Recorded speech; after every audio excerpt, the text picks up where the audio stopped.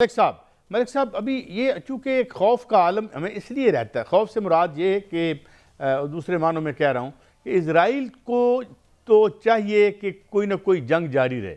جو نتان یاہو کی very existence ہے وہ ڈیپینڈ کرتی ہے اس پہ، اس کی جو امیونٹی ہے وہ ختم ہوگی تو وہ تو ممکن ہے وہ مشتبہ جو ہے وہ شامل تفتیش ہونا پڑے اس کو. ویسے تو عالمی طور پر بھی وہ مطلوب ہے. اب یہ فرمائیے کہ یہ آج کل کہا جا رہا ہے کہ کچھ اسرائیلی جنرل جو ہیں وہ پینٹاگون میں ہیں، تو یہ کیا روٹین ہے؟ ایک وہاں آتے جاتے رہتے ہیں، آپس میں ان کا تعاون ہوتا ہے، یا it has to do something with the current situation? Malik صاحب جی تھینک یو. دو تین باتیں یاد رکھیے. پہلے تو یہ یاد رکھیں کہ جو مکمل جنگ ہے وہ کسی کی پرائورٹی نہیں ہے. ہمیشہ محدود جنگ ہی پرائورٹی ہوتی ہے اور آپ اثر ڈالتے ہیں. جو آپ کی یہ آبزرویشن ہے کہ اسرائیلی وہاں گئے ہوئے تو ایک روٹین کی بات ہے، لیکن اس بات کو آپ خارج الامکان نہیں کہہ سکتے. اسرائیل کی ہر صورت یہ کوشش ہے، خواہش ہے، پرائرٹی ہے کہ کسی طرح ایران کے ساتھ مکمل جنگ ہو جائے یا اس کا خدا نخواستہ خاتمہ ہو جائے. اب امریکہ کی جو ساکھ ہے وہ اپنے دوستوں کے لیے بین الاقوامی طور پہ یہی ہے کہ وہ اپنے دوستوں کا اور خاص طور پہ اسرائیل کا خیال رکھتا ہے. اب اگر آپ ایران کو دیکھتے ہیں تو ایران کو ایک باوقار ملک ہے، اس کی اس وقت ساکھ متاثر ہو رہی ہے. تو جو اسرائیل کا وہاں آنا ہے وہ ہر صورت یہ چاہے گا کہ کسی طرح امریکہ کو اس جنگ میں گھسیٹ لیا جائے. لیکن امریکہ اتنا بھی بھولا نہیں ہے. امریکہ کبھی یہ نہیں چاہتا کہ مکمل جنگ ہو، وہ یہ ضرور چاہے گا کہ محدود پیمانے پر کوئی ایکشن ہو جائے. تو میری اپنی ذاتی رائے میں جو اسرائیل کی کوشش ہے وہ انشاءاللہ ناکام ہوتی نظر آ رہی ہے، اور اس کی بڑی وجہ یہ بھی ہے کہ ایران نے گھٹنے ٹیکنے کی کوئی انڈیکیشن نہیں دی اور وہ باوقار انداز میں کھڑا رہا. اور جیسے فیصل بھائی نے بتایا کہ ان کی جو بورڈز ہے وہ ایک جیسچرنگ ہے، ایک ٹوکن پریزنس ہے، جس کی وجہ سے امریکہ محتاط رہے گا. مگر فیصل شاہ صاحب نے یہ بھی کہا کہ وہ those are lethal weapons too, جو کہ ایک سیریس ڈیمیج کر سکتے ہیں ملک صاحب ان کو، جو ان کے بیری بیڑے ہیں. لیکن وہ کرے گا نہیں. میں یہی کہہ رہا ہوں نا کہ جیسٹرنگ ہے، پاسچرنگ ہے. اب اسرائیل کی خواہش ہے کہ کسی طرح امریکہ کو اس جنگ میں دھکیل دیا جائے. امریکہ اگر آپ آج ابھی تھوڑی دیر پہلے کی بھی لیٹسٹ خبریں سنیں تو یہی ہے کہ وہ نیگوسیشن کا ایک ٹائم فریم اور ایک ورک آرڈر پلیس کر رہا ہے. اب نیگوسیشنز اگر شروع ہونے کا اندیا آ جاتا ہے so that means this is not in the offing کہ امیجیٹ اٹیک ہوگا یا امیجیٹ انگیجمنٹ ہوگی. لیکن ایران نے بھی اپنی تیاری کی ہوئی ہے، اور امریکہ کا جو بہت بڑا ابراہیم لنکن کی صورت میں بیڑا آیا جس میں 80 سے 90 صرف جہاز ہی ہیں. اور اگر آپ کروز میسائل کی ٹوماہاک کی بات کریں، آپ سب مرینز کی بات کریں، آپ ان کے ڈسٹرائرز کی بات کریں، تو یقیناً ایک بہت بڑا بحری بیڑا ہے جو کہ وہ ہمیشہ اپنی ایک ڈیٹرنس کو لے کے آتا ہے اور اپنے اتحادیوں کو یہ بتاتا ہے کہ میں تمہارے مفادات کے لیے اور اپنی بین الاقوامی ساکھ کو مینٹین کرنے کے لیے علاقے میں موجود ہوں.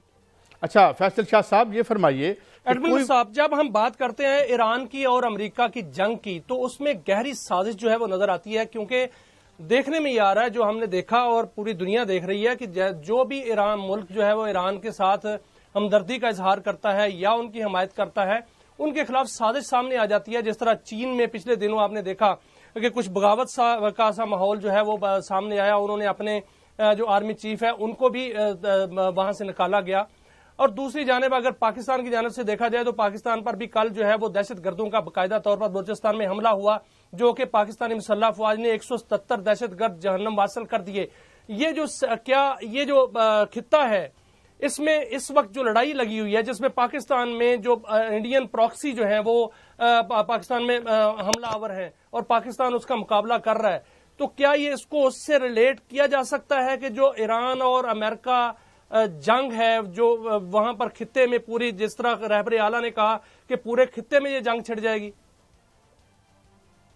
نہیں، میرا نہیں خیال کہ اس کا کوئی کنیکشن ہے آپس میں. چین کا اپنا معاملہ ہے، وہ وہاں پہلے بھی ایسا ہوتا رہا ہے اور ابھی دوبارہ ہوا ہے، اور یہ ایک پروسیس ہے جو کہ چلتا رہتا ہے، اور اس میں اگر کوئی کانٹ چھانٹ ہوتی ہے تو وہ ان کا اپنا اندرونی معاملہ ہے. ان کے اپنے ایک میرٹس ہیں، ان کے اپنے سٹینڈرڈز ہیں. اگر اس پہ کوئی پورا نہیں اتر رہا تو وہ اس کو ظاہری بات ہے کہ ہٹا دیتے ہیں جاب سے. یہ پہلے بھی ہوتا رہا ہے. پاکستان میں جو کچھ ہو رہا ہے یہ ہمارا، اور ظاہری بات ہے کہ بھارت اور افغانستان اور طالبان، یہ سب معاملہ ہے. میرا نہیں خیال کہ اس کو ایران کی سچویشن سے ہمیں جوڑنا چاہیے یا اس کے ساتھ دیکھنا چاہیے. ایران کی سچویشن بالکل ایک ڈیفرنٹ سچویشن ہے، اور میرا دیکھیں اپنا یہ خیال ہے، لوگ اس سے شاید متفق نہ ہوں، کہ امریکہ کو ایران کی ضرورت ہے اس خطے میں. ایسے ایران کی ضرورت ہے جو کہ تھریٹ ریڈیٹ کرتا رہے.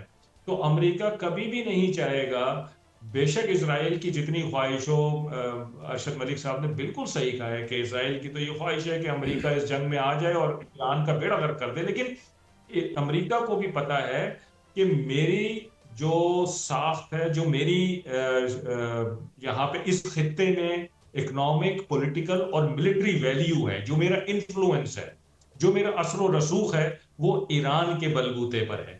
آپ کو میں ایک چیز بتا دوں، اس کے ایویڈنس میں اپنے جو آرگومنٹ ہے اس کی ایک لاجک آپ کو میں یہ دیتا ہوں کہ آپ پچھلے 10-15 سال، 20 سال، 25 سال کا ریکارڈ اٹھا کے دیکھیے، سب سے زیادہ امریکہ کا اسلحہ کس خطے میں بکا ہے اور کس کے خلاف بکا ہے؟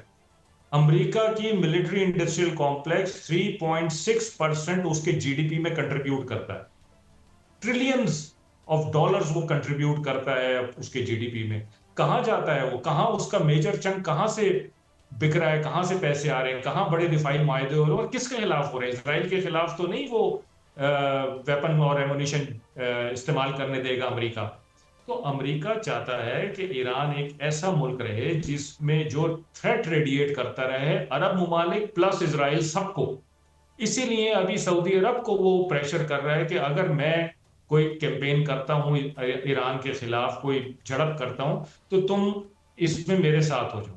اچھا، ایک اور بات ملک صاحب دو باتیں میں پوچھنا چاہوں گا. ایک تو یہ جو جس طرح فیصل شاہ صاحب نے کہا کہ بھئی ان کے فائنانشیل انٹرسٹ ڈومینیٹ کرتے ہیں ساری پالیسی کو، جس طرح تھریٹ کی ریڈیشن کی بات کی انہوں نے. اب سنا ہے کہ کوئی رشیا نے کوئی ایسا بم بنایا which can bring about a tsunami, اور اس طرح کی کہانیاں ہم سنتے رہتے ہیں. مگر ایک سوال تو یہ، مگر دوسرا سوال میرا اہم یہ ہے کہ اگر ودرا کرتا ہے امریکہ تو اسے فیس سیونگ تو چاہیے ہوگی، کیونکہ اتنا بڑا بلڈ اپ کرنے کے بعد اگر وہ واپس جاتا ہے تو وہ تو بڑی سبکی ہوگی اس کی. تو وہ کیا فیس سیونگ ہو سکتی ہے ملک صاحب اس کے لیے، امریکہ کے لیے؟ دیکھیں، فیصل بھائی نے ایک بڑی پتہ کی بات بتائی کہ یہ جو موومنٹ ہے، خاص طور پہ ابراہم لنکن کی یا وہ جارج بش کی یا اس طرح کے جو بڑے فلیٹ ہیں، کیریئرز ہیں، ان کی موومنٹ یہ ان کی روٹین ہے. اور وہ جو سمندری راستے ہیں، سمندری قزاق ہیں، ان کے لیے، اور ایک پراپر ایک ایگریمنٹ بھی ہے دنیا بھر کے ممالک کا. تو ایک تو وہ، دوسرا یہ ہے کہ جو آپ کی بات صحیح ہے کہ جب خدا نخواستہ اگر ایسا ہو جائے، اللہ کرے کہ ان کا آپس میں کچھ نہیں ہوئے، تو میں رول آؤٹ نہیں کر سکتا ایک محدود اٹیک امریکہ کی طرف سے. دوسری بات، شاید میرے خیال میں جو فیس سیونگ ہے وہ مذاکرات میں ایسی کوئی شرائط ڈالے گا جس سے امریکہ اپنی فیس سیونگ کرنے کو تیار ہوگا. اس کی وجہ یہ ہے کہ آپ نے ابھی دیکھا جرمنی نے بھی تھوڑے سے اپنی ریزرویشن شو کی ہے. یورپین یونین پہلے ہی اس کے اقدامات سے نالاں ہے. تو as such other than Israel and may be one out country اس کو فل سپورٹ نہیں ہے. تو فیس سیونگ کے لیے وہ شاید نیگوسیشن میں ایسی شرائط ڈال کے اپنا پہلو بچا لے گا.